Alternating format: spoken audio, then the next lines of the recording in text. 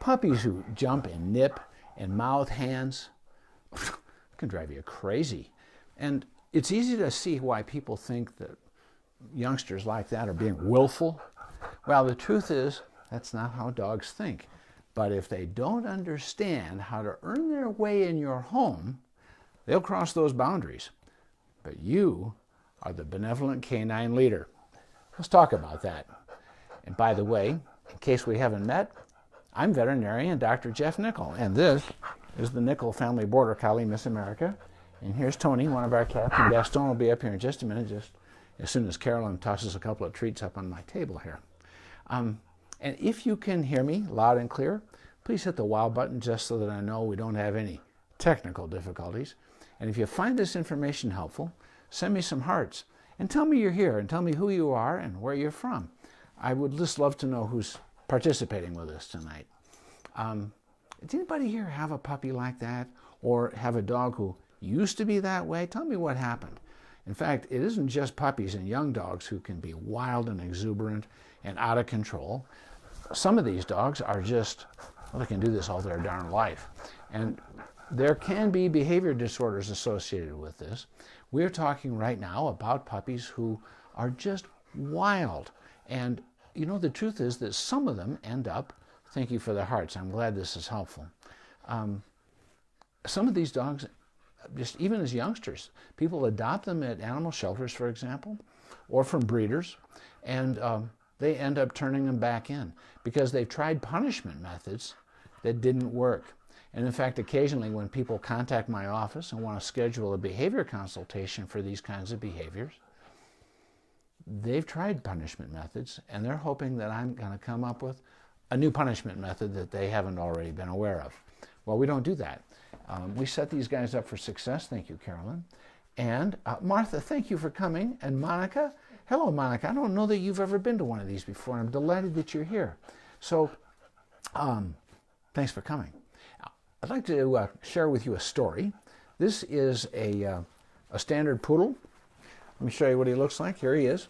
His name is Cruz, C-R-U-Z, sort of like Ted Cruz, but not. And he's a little barbarian. This little guy, I mean, a wonderful puppy, standard poodle.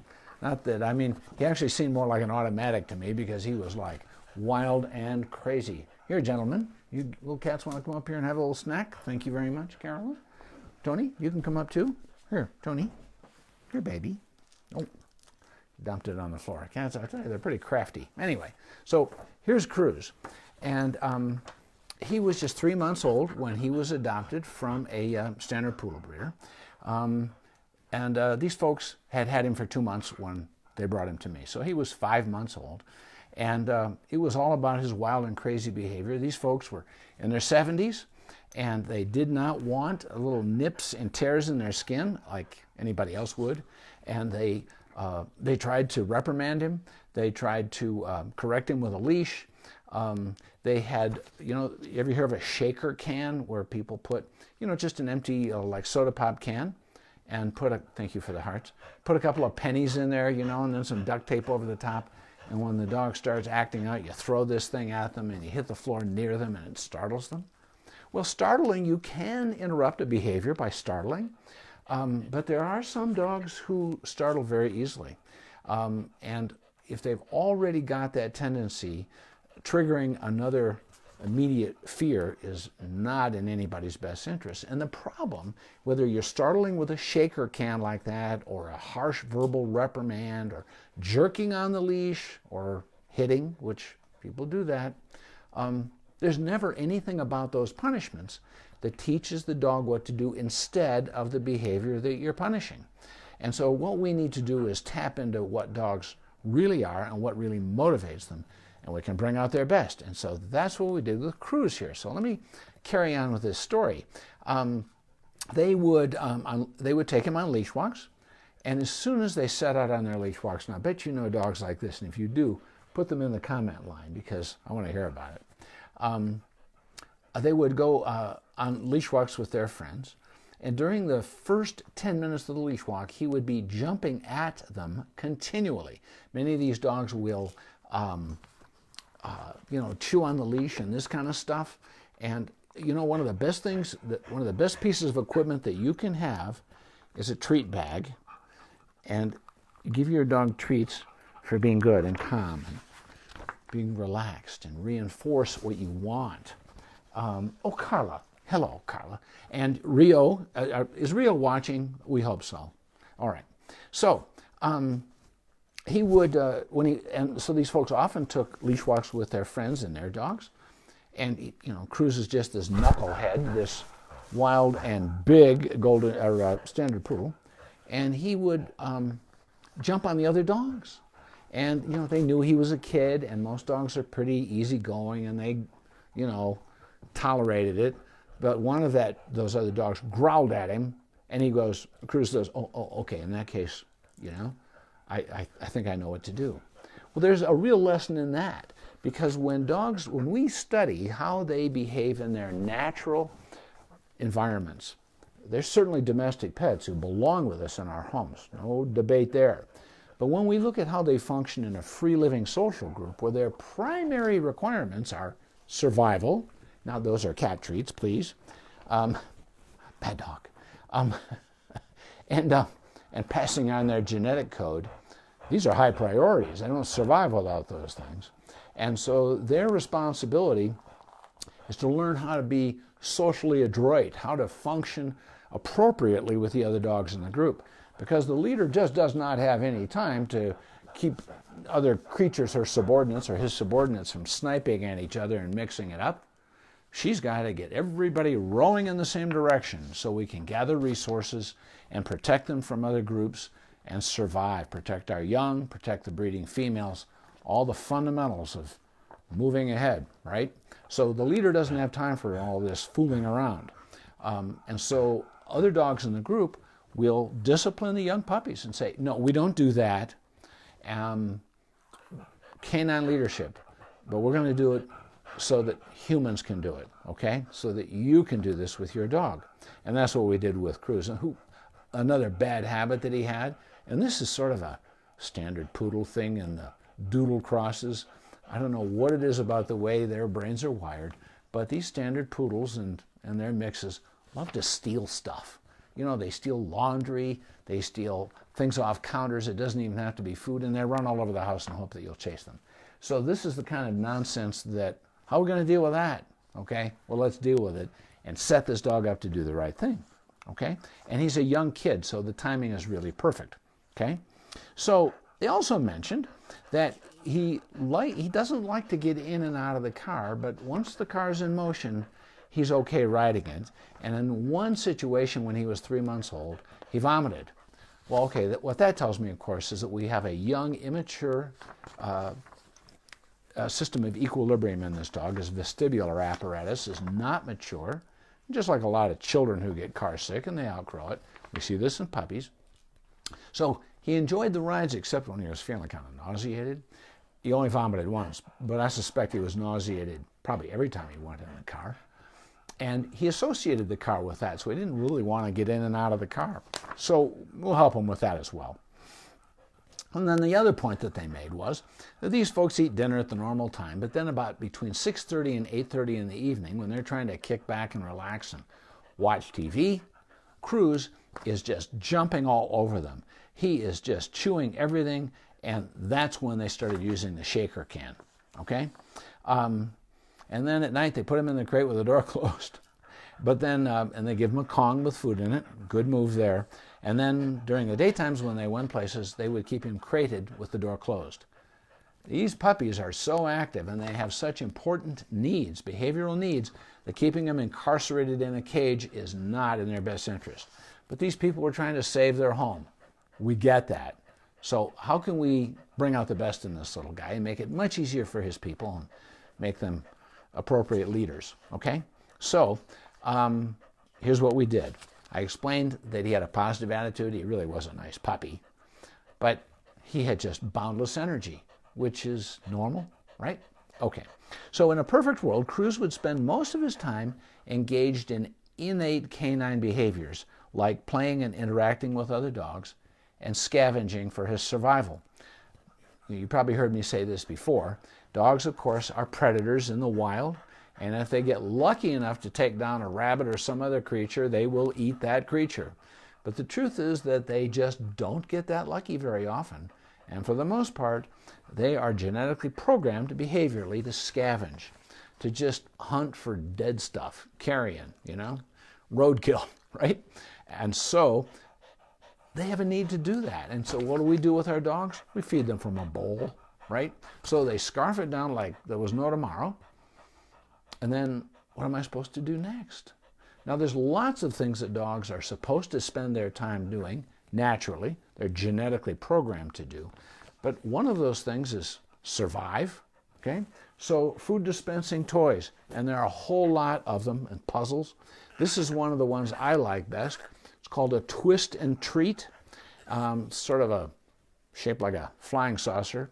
And what you can do is take it apart and fill the insides of it with dry food. I like to put canned food in there and then screw it back together, leave it gapped apart so it's challenging but not too easy to get the food out. And then with the canned food in it, put it in a Ziploc and freeze it overnight. And then give it to the dog the next day. And if they empty it too fast, then the next time, screw it together a little bit tighter, make it a little bit more challenging. Some of these different kinds of food toys are meant for dry food. You get the ones that work for your dog, but not such that the dog can get the food out in no time, and then he's going like, okay, what next, right? This dog had a lot of energy to burn up, and when you make these really challenging so that the dog has to work and get little bits of food at a time, it's a lot like picking little bits of food off a carcass. And they're supposed to be spending their time doing that.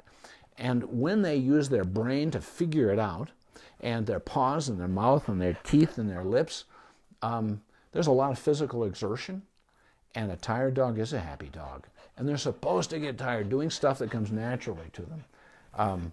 There's a boarding kennel here in Albuquerque that will, if you pay a few extra bucks, they'll give your dog exercise every day. Well, their idea of exercise is a treadmill, just like somebody would use in a gym. And they've got a screw eye bolted to the front of it, and they teach the dog to run on the treadmill. Well, that is exercise, and there's nothing wrong with it except that it isn't something that's innate to dogs. When you go out in the wild and you see a group of free-living dogs scratching out their survival, they're not running on a treadmill. They need to do stuff that comes naturally to them, right, Tony? Let's see, who else came? And, Cindy, you're here too. Wonderful. I'm glad you're here. I was hoping you'd show up. And Amanda, thank you. I brought that one. It's great. Oh, good. So, yeah, the twist and treat's pretty good. The one thing I'm concerned about in a few cases is I've known dogs who actually tear pieces of rubber off it.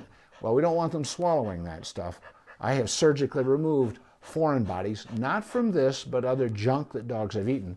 So be careful with that. And, they make these in different sizes. And even for small dogs, I recommend people get the biggest ones because they're more, it's got that funky shape and they're harder to hold still. And it's just more challenging, which is what you want. Right, Miss America? That's right. So, he also needs his social needs met, and they're already doing a pretty good job with that, taking him on leash walks. But off-leash, totally free to do whatever is needed in a dog park can be an excellent thing. Dog parks don't work for every dog, but they can be excellent in many, many cases. And they're easy to clean. Thank you, Amanda. That's right. Sometimes I bring one home because I use it in the exam room during behavior consultations when I get these wild active dogs sometimes bark continuously to the extent I can't have a conversation with the people. And so I go to the food room at the specialty hospital and I put canned food in there and stick it on the floor. And they work and work, and when they empty it, I fill it again a few times, and by that time they are pooped and they're asleep because a tired dog is a very good dog. Okay, so here's Gruz. You remember him. And he recognizes his people as his leaders. It's exceptionally rare that a dog does not. You hear this nonsense sometimes about dogs trying to dominate their people. It's almost a non-existent situation. We almost never see it. Assume that that's not the case. And you get a guy like this who is demanding and pushy of his people for interactions. That is absolutely taboo in a canine social group. So why is this puppy doing this? Well, partly because he does not have other dogs in his social group as he would if he were wild. Doesn't mean you turn him loose so he can form up a social group with his local homies. But that is what's part of who they are. They're supposed to have those interactions and go to other dogs in the group to solicit play, not the exalted rulers, okay? But that's all he had. His people were the only creatures with a pulse, except when he went on these leash walks. So he needs that raucous, rambunctious horseplay at the dog park, but he also needs to understand the appropriate interaction with his leaders, okay? And again, punishment is not the way to teach him to stop jumping and nipping and mouthing and barking and pestering them for attention. So here's what we did. We set him up for success by requiring him to earn that great resource of an interaction with his leader. Dogs do not believe that they are entitled to an interaction with their leader. And it's hard to get our human brain wrapped around that, but they look to their leader to control all of their resources, things like food, access to the outside, play, food toys, all of those things, and interaction with the leader. Now, that doesn't mean that you restrict the amount of time you interact with your puppy or your adult dog, but you are in charge of when those start and when they end. So if you have a dog who's behaving herself like Miss America here and being calm, then this is the time to pet her and to snuggle her, and she knows that, wow, when I'm calm like this, I'm earning that resource, that great privilege of an interaction with my person, okay? But if she starts getting wild and out of control, we ignore. Give her a chance to calm down, and then reinforce with that great privilege again. And this takes some conscious awareness on the part of the person, because this doesn't really come natural to us, does it? But it comes natural to the dog, and we are smarter than our dogs. I know that's hard to recognize sometimes, especially a standard poodle, because they're pretty bright. But what we're going to do is we're going to say, look, we are capable of learning canine leadership, but our dog's really not capable of learning human followership. And when you get a guy like this, who is pushy and assertive, and a great dog, but he will kind of run the household if you let him, he needs to understand the structure. And if it's a canine-specific structure, we have a shot at getting someplace, okay? So what I explained to these folks was that they were going to catch Cruz doing something right every chance they got. Now, that's another thing that we forget to do sometimes, isn't it? Our dog is actually being pretty good, you know, even resting on the floor. And that's the time to say, good dog. Because they do not have an entitlement in their canine brain for getting a response from the leader. So whenever they do get a response, whatever they were doing at the time, whatever their emotional state at that moment, has just been validated, and they'll repeat that behavior. So if you want calm behavior, that's when you say, you're a good dog. And if you want wild and crazy behavior, respond to that. Well, you don't want that. You absolutely have to ignore it completely, which can be hard to do.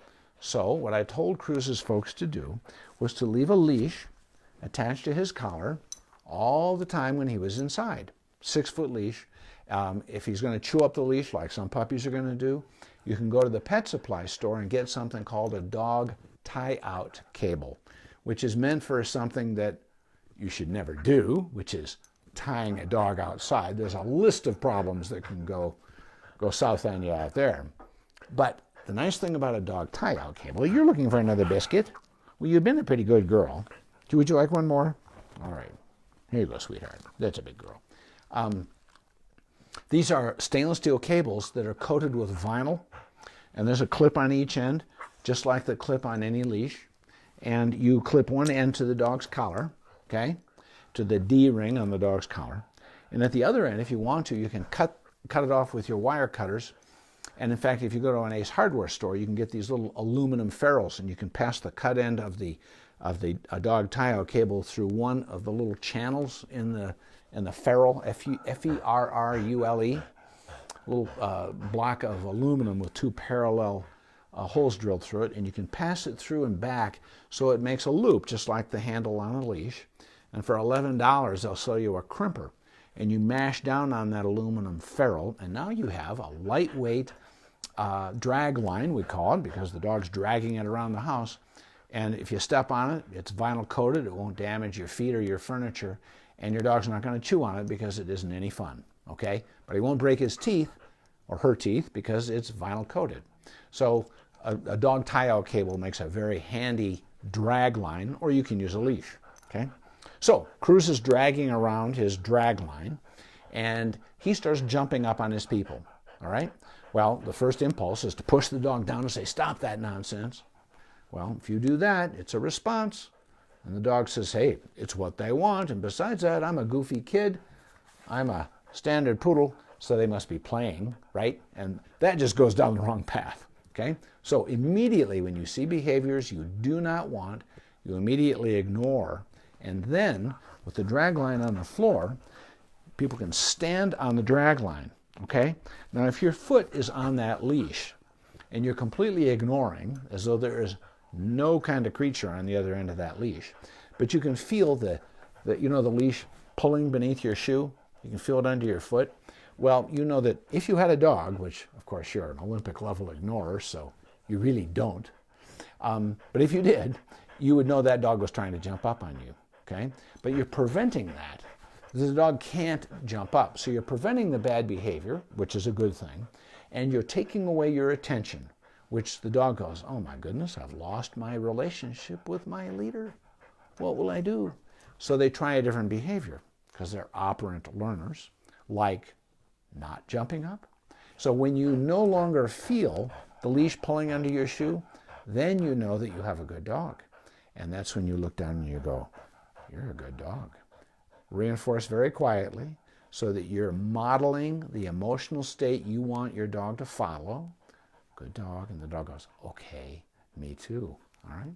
And what we have not done is we've not tried to punish. We've not tried to react. We haven't reprimanded or thrown a shaker can, because all of that stuff is a response, and your dog believes that he's just earned that from you. Okay? By the way, if anybody's got any questions about this, just put it in the comment line, and any other questions, including other physical disorders of dogs. I've got many years in general practice, emergency work. There's hardly anything I haven't seen. All right, so we're managing this guy with a drag line, and we're carrying a treat bag so that if he keeps jumping up on us and we ignore, we grab the drag line, we can leave the room. And we're towing this drag line behind us, and then we can round a corner, so we've changed the context, stand there and ignore for another 5 or 10 seconds, and then steal a quick glance like that at the dog who's being completely ignored. And if we see a softer body posture, we say, "You're a good dog." And because we're wearing a treat bag, I'm an advocate of those, then the dog earns that treat. And if you do this consistently, hundreds of times, ignore every single time, immediately you notice bad behavior, set the dog up for success, then a dog like Cruz will learn that he can earn his way to whatever he wants in his home. He just has to do what's right. But you have to catch him doing something right every chance you get. Okay? So back to these food toys for a minute. What I told Cruz's folks that I wanted them to do was to get rid of their dog food bowl, because they weren't going to need it anymore, because their dog was going to be a forager and scavenge. He was going to find that carcass in the form of some kind of a food dispensing toy or puzzle. You can look up food puzzles. There's a website called Nina, N-I-N-A, first name, Ottoson, O-T-T-O-S-O-N. And you look up Nina Ottoson, and you will find wonderful food puzzles. And there are others, but hers are just great. And these dogs can learn to figure them out, focusing their brain on figuring out how to get the food. So it isn't just scavenging. And by the way, I told these folks also to hide some of these food toys beneath furniture, under sofa cushions. I instructed them actually to build a digging box on the north side of their house and bury food toys a few inches under the ground there, and install a dog door. So Cruz has to figure out how to survive, just like a real dog. Wow, what a concept, huh? And so not only is he getting tired, but he's doing what a dog naturally needs to do instead of what a dog should never do, which is demand attention from his leaders. And so these folks could interact with Cruz anytime they wanted. It was up to them, though, because they're the leaders.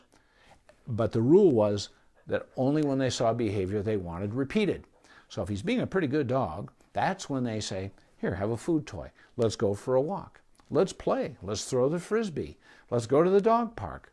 But he was to be invited by his leader only when he was doing something that they wanted.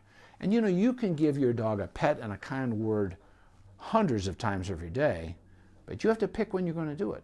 And only when you see behavior you want repeated. Okay?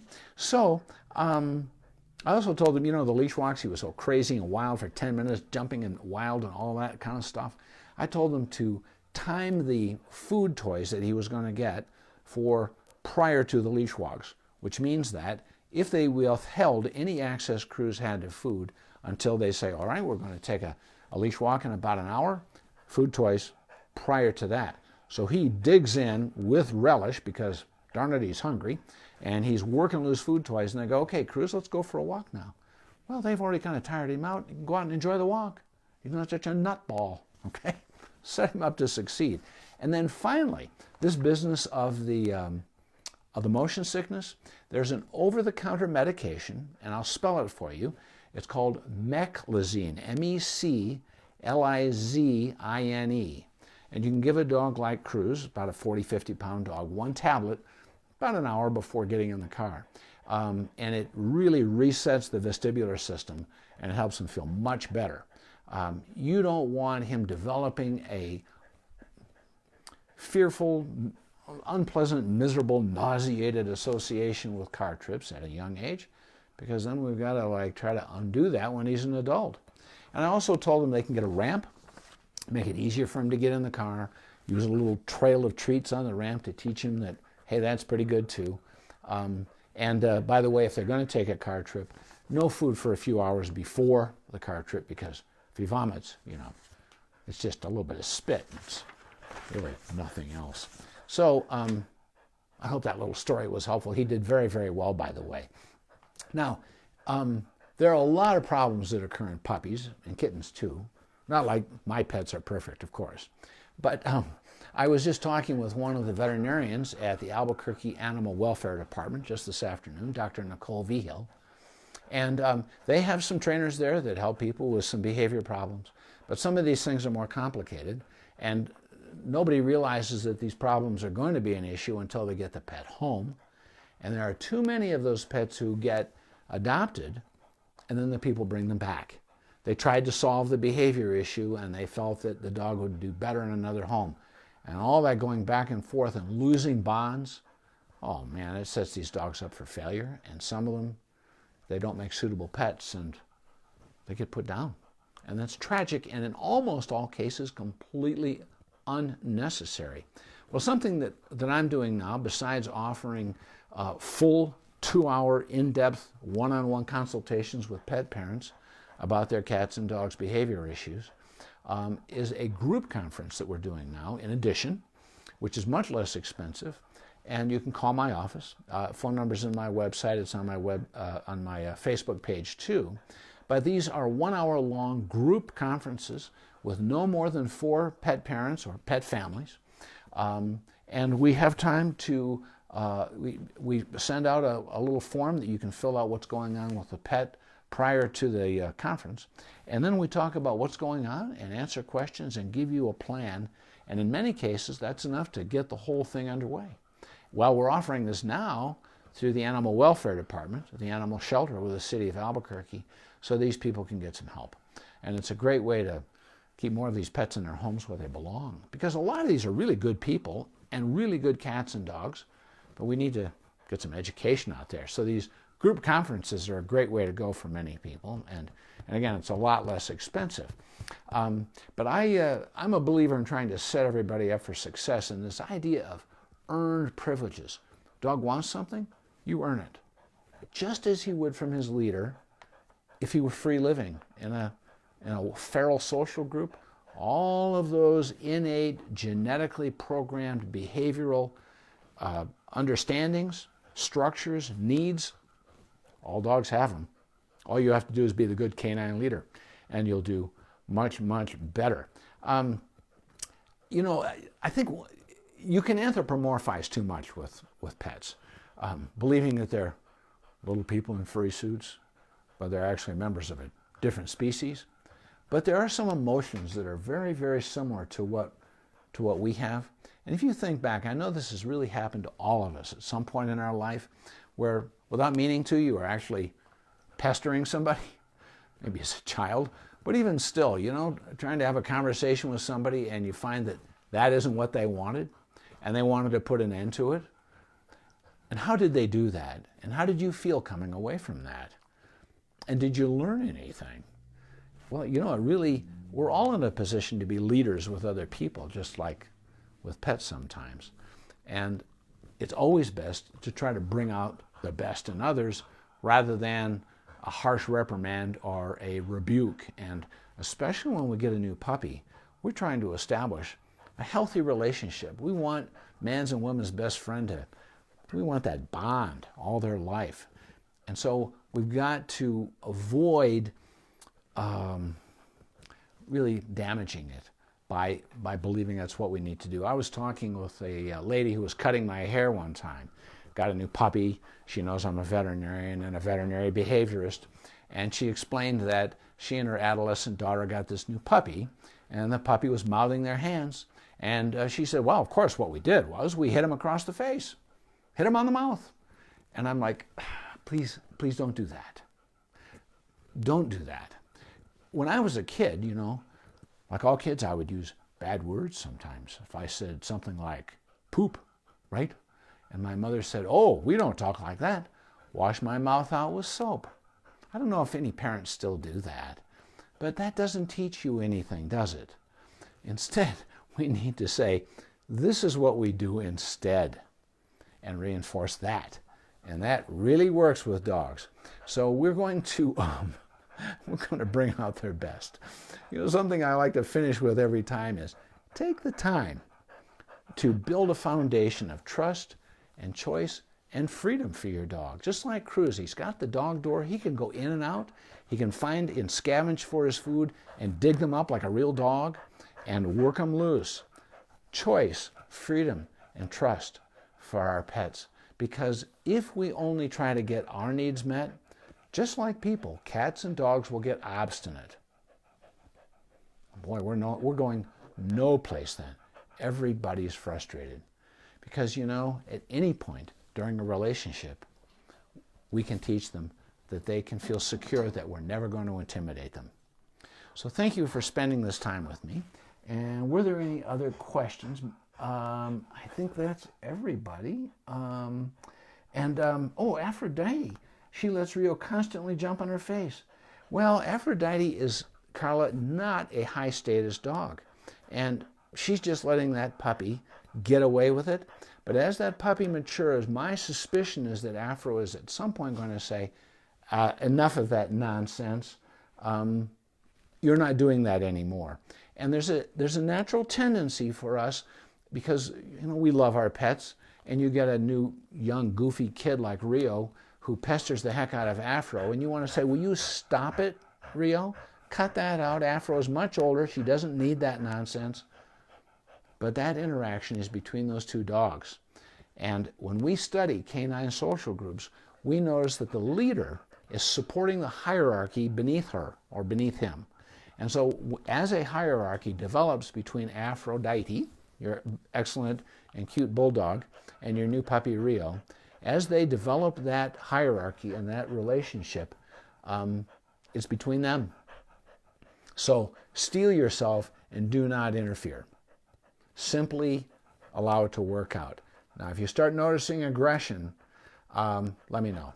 Okay, send me an email or a message on Facebook, and we'll work with that. But if Aphrodite finally says, "Real, that's enough of that nonsense," like the other dogs that this standard poodle Cruz was walking with, you know, that's what dogs do. And what you've done for your two dogs is you have allowed them to have the benefits of a canine social group. That's pretty darn good. So good job. Just kick back, be observant, but try not to intervene because, they don't need it. And by the way, people who would like to have these Facebook Live videos and my weekly, we call it a media blog, which is my column in the Albuquerque Journal, you can get that every Tuesday morning in your email box. Just go to my website, drjeffnicol.com, drjeff.nicol.com, and at the bottom of the homepage, you can subscribe. Costs nothing, and automatically we'll send that stuff to you every Tuesday morning. And when you do subscribe, just as a gift, I will send at no charge my pet first aid and at-home CPR guide. And they're worth printing out just in case you need them. So, Tony, thank you for being here. Gaston's, he's doing his imitation of a chicken on the floor, just camped out like he's got a clutch of eggs under him, because that's what our cats do sometimes. And Miss America, thank you for being so good. And I hope everybody gets a chance to get a vaccine. I'm still waiting patiently to get the call. But until everybody's safe and healthy, let's keep wearing our masks and stay alive, all right? Okay, everybody have a great weekend, and I'll see you next week.